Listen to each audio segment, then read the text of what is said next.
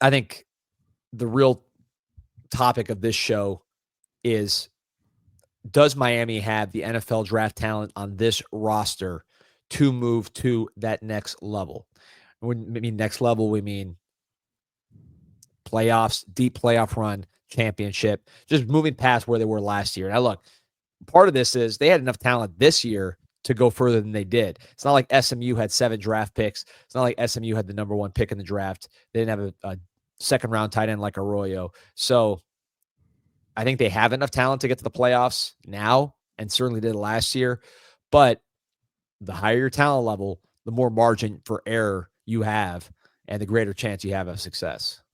Yeah, I think the biggest thing is just continuing to stack guys in those top 100, those top 3 to 4 rounds. Obviously, there was understanding their one pick of the draft. Elijah Arroyo was in that top 50 range with a chance to be a first round pick.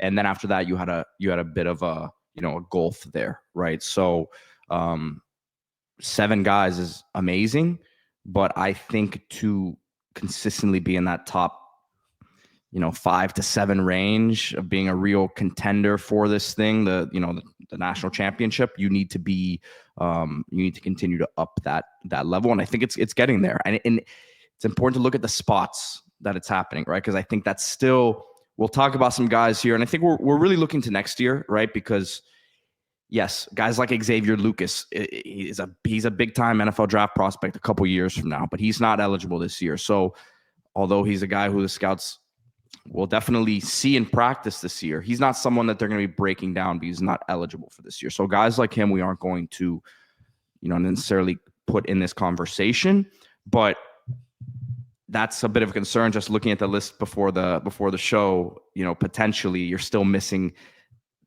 big time prospects for this next draft in skill positions, I believe. Yeah, I was impressed by the fact that when I did this exercise, you had a lot of guys that you were excited about that were not draft eligible, right? Xavier Lucas, maybe a Justin Scott, guys like that, that aren't there yet, but will potentially be draft picks down the road. So that was encouraging. Here we go. We got Soldo here. Morning, fellas. I referee high school football in Palm Beach County. I refereed the Big Jamboree at Palm Beach Gardens High School Saturday. I met Coach Mirabal, who was there for Ryan Moret in Southridge. Yeah, they're working, man. This is spring evaluation period, so they're out seeing kids. I think it's very important to nail the evaluations during this period. These kids change so much. Some kids that you thought might have been great, you look at them and they're really not what you expected, or they took a step back, or there's body language, character stuff that you didn't catch the first time. So these evaluation periods are huge, both in the negative and the positive, to see who jumps up. So I think this is a important time to get out there on the road. You had Portal taking everybody's time. You had Jackson Cantwell taking everybody's time. Now it's time to find out the best players in South Florida, Florida, and the country. And I think that's what this period's about. So going back to the NFL draft, last year I went back and looked at every national championship from 2013 to 2020, which I think for draft purposes made sense because a lot of those guys haven't been picked. On average, you were talking about 8 NFL draft picks per class. This is, again, going back to 2013. This is all the national champions according to 247 composite. How many draft picks did they have per recruiting class, like the 3 recruiting classes leading up to the championship season? So we're looking at about 8. Lowest one was 2016, Clemson, that only had about 6 average in those 3 years prior. They had Deshaun Watson that elevated that. Alabama, 2015, the highest. They had 9, a little over 9 for 3 straight classes before their championship. So if we look at last year, Ohio State was just completely loaded.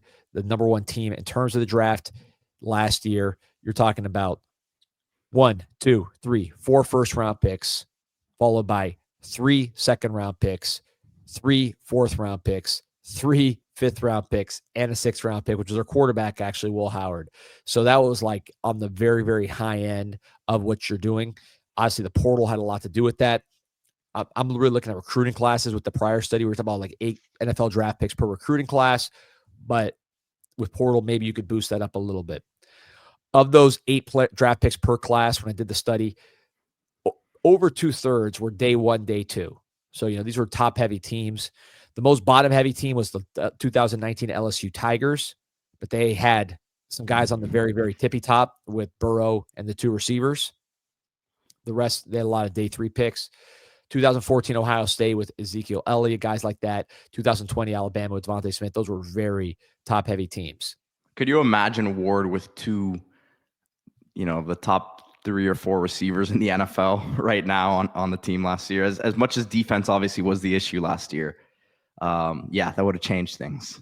Or, look at Ohio State with Ward instead of Will Howard, man. That would have been insane. Yeah. Or, Jeremiah Smith here if we want to do it in a happier hypothetical. But, yeah, obviously, first rounders are big. You're talking about for 3-year class periods, a little under 7 first rounders. So in 3 classes leading up to your championships, you have about 7 first rounders. Obviously, Miami had 1 last year with Cam Ward. You want to add to that. So those are just some basic baseline numbers as we jump into this exercise. Last year, Miami 7 draft picks, first overall pick, of course, the highest value pick, a day 2 pick in Arroyo, second round. I think he could have gone even higher if not for injuries. And then you had 5 day 3 picks. A lot of guys that were kind of on that day 3 border. You had 7 guys drafted. I think you could have probably had that a little higher. Restrepo doesn't run a 4.8. Jacoby George maybe runs a little better time. You could see that number being slightly higher, but 7 ultimately is where you land, which is not that far from the 8 players you want in every recruiting class to make the NFL. But I think from the first round day 2 perspective, that's a little bottom heavy for a championship level. You just want to keep that level of day 2 picks, but you want to add more of those day 1 picks. So can we get to that next level with next year's team? We'll see. And I guess we'll start, Pete, with, do we have a chance to improve, in your opinion, on the amount of first rounders we had last year? It's just 1. So can we have 2 or more first rounders? Yeah, there's a pretty easy path to that. Obviously, with I think right now we all pretty much see Francis Mauigoa being a top 15, 20 pick, right? I know some people have him higher. I'll be a little bit more conservative with that and say that yes, expected to be a first round pick at this point. But I'll say top 15, top 20 right now for him. Obviously could go higher, but feel pretty solid on that one. And then of course, Carson Beck, if he can look, I don't think he needs to go out there and throw and put up the sort of numbers that Ward put up last year. I think he needs to protect the football. I think he needs to show that the arm is back to where it was and kind of just show the scouts why they had him as a lot of them had him as a potential first rounder heading into last season. So it doesn't need to look how it looked last year with Ward, because remember what Ward was coming in as a guy who was a late round pick, needed to do a lot to kind of change the perception of him. I think the perception of Ward coming into this situation is probably better than the perception of Beck coming into this situation, right? And what Beck's grade is right now is probably higher than what Ward's was at this point last season. So obviously there needs to be a lot of stuff on film that shows up, but it doesn't need to be some drastic performance for him to be a first round pick, the way that position works. Yeah, so you listed 3 guys. I would say right off the top, NFL draft. Wait, I listed 3? Oh, you didn't say Bain? I didn't say Bain. No. All right, so I'll add Bain to the mix. Look, Bain's going to be in the first round of every single mock draft out there. Here's why I would start with these 3: Carson Beck, Bain, and Mauigoa. There's a process before the draft where they bring in non-draft players, meaning guys that didn't declare or not eligible yet, to Indianapolis to kind of go through some of the combine stuff. Pete knows more about this process than I do, but as I understand, there's only 32 of those players representing 32 potential first round picks. That doesn't mean all 32 guys go in the first round, but these are selected players. Of Miami Hurricanes, you had 3 guys: Carson Beck, Francis Mauigoa, and Ruben Bain, who's again listed in the first round of pretty much every mock draft. So the mock draft, the media mock drafts, you take with a grain of salt. They're probably about halfway accurate this time of year. Maybe 12 to 15 of those mock draft names end up getting drafted in the first round, depending how accurate it is. But the fact that the NFL also invited Ruben Bain, I think, tells you he's in the mix. But going through, you mentioned Beck, Pete. we as Canes fans saw Tyler Van Dyke projected as the number 1 overall pick or top 10 pick, whatever it was in those media mock drafts. Brad Kaya, Stephen Morris. So I think Canes fans are a little skeptical of those preseason mock drafts, like the ones that had Carson Beck number 1 heading into the year. But what I'll say on Beck is that NFL people, not media draft nicks, Twitter guys, NFL employed or former employed people had a very high opinion of Beck, as you alluded to, going into the year. You look at a guy like Daniel Jeremiah, who was a former NFL scout. He's had a lot of NFL offers since he left scouting, does a podcast for NFL Network, scouting oriented. He did a report on Carson Beck before the season, and it was a glowing report. He basically compared him to Eli Manning, said he looked like a top 10 type pick. This was before last season, which was a down season. You look at Rick Spielman, former general manager of the Dolphins, of the Vikings, recently stepped away from the game, did a podcast. He had Beck as his number 1 guy all year this year after the injury and the down season. He said, and after Beck transferred to Miami, he said that Beck would, in his view, be the first quarterback picked next year as a Miami Hurricane. Spielman has since left for the front office of the Jets. So, I mean, this is a guy that is in the game. So also I talked to somebody who is a high ranking dude with a very good team, and he loves Beck. So I think the NFL opinion of Beck is strong. They're still waiting and seeing to see how it goes this season. Obviously, the injury is the biggest one, and then how he adapts to the new team. George is probably not going to say the best things about it because that's how it goes in these transfer situations. But Arizona State didn't necessarily say the best things about Jaden Daniels when he got drafted number 2. So you take that with a grain of salt. But I think with Beck, he's the real wild card because he can go first round if he has a great season. He has the physical traits I believe that NFL wants. We know that now, assuming the elbow's right. So it's going to be what kind of season does he have? How does he play against the Notre Dames, the Floridas? If you get to the ACC championship game, how does he play there? The playoffs, if you get there, how does he perform there? And obviously, can he get you there? I think those are all things you're going to be watching with Beck. The physical skill set, I believe, has been stamped as a first-round skill set, assuming he's healthy. So he's the wild card man because we've seen it. Quarterbacks, if you think he could be a starter, that's first round, maybe second round, third if you think he's just like an upside play like a Milroe. Once you get past starter and you classify him as a backup like a Quinn Ewers, now you're talking about big drops, potentially deep into day 3 or undrafted. We've seen that with a ton of guys that you thought they might be a second round pick and they end up going, or late first, and they end up going like 5th, 6th. Sam Howell, one guy that comes to mind. Obviously, Shedeur Sanders had his thing this year. Jake Fromm back in the day for Georgia. These are guys that you thought would be a day 2 kind of guys, and they end up dropping really far down. So we'll see on Beck. I think that's going to be the widest variance of these first rounders, and it's going to tell the story of the season, really. Switching gears to Mauigoa, and then I'll kick it to you, Pete, on Mauigoa. To me, this is a safe pick. I see top 15 if he doesn't get hurt. You look at Armand Membu from Missouri, who was a right tackle, gets drafted top 10. J.C. Latham played a little left tackle last year, but really a right tackle by nature for Alabama. Another IMG kid, another 5-star kid. He ends up going top 10 to the Titans the year before. I think with Mauigoa, even though historically you look at left tackle more so than right tackle, and some people think it might be a guard, I just think when you look at the physical skill set, the pedigree as an elite recruit, he's going to be, 320 plus, looking good, not fat at all. He's got the height. His arm length will be a weakness. That's why some will talk about him at guard, but he's going to have great production. He's been very good for 2 years. I expect that to continue. His athletic testing, I heard he runs shuttles in that 4.5 range. He was a volleyball player. He's going to jump well. So I think just when the movement stuff comes in, the physical, you look at the film, it's going to be clean for 3 years. No off the field, great kid. I think there's going to be a clean prospect that whether you project them as a guard, a right tackle, or even a left tackle, however you project him to be, I don't see a guy like this slipping out of the top 15 unless he has injury.